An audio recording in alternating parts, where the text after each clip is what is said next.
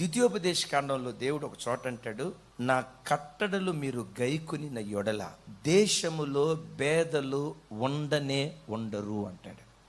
పేదరికాన్ని నిర్మూలన చేయగలిగిన శక్తి జీవము కలిగిన దేవుని వాక్యంలో దాగుంది. గమనించండి, భారతదేశానికి స్వతంత్రం వచ్చినప్పటి నుండి గవర్నమెంట్ వాళ్ళు ఎన్ని పథకాలు ప్రవేశపెట్టట్లా.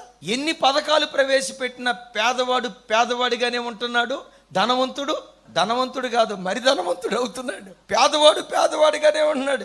కేసీఆర్ గారు ఎన్ని పథకాలు తీసుకొచ్చినా, చంద్రబాబు నాయుడు గారు ఎన్ని పథకాలు తీసుకొచ్చినా, జగన్మోహన్ రెడ్డి గారు అమ్మఒడి, నాన్నబడి ఎన్ని కార్యక్రమాలు తీసుకొచ్చినా, ప్రధానమంత్రి గారు ఎన్ని పథకాలు తీసుకొచ్చినా పేదవాడు పేదవాడిగానే ఉంటున్నాడు, ధనికుడు మరి ధనికుడు అవుతున్నాడు. అద్భుతం చెప్పమంటారా? పేదరికాన్ని నిర్మూలన చేయగలిగిన శక్తి జీవము కలిగిన దేవుని వాక్యంలో ఉంది.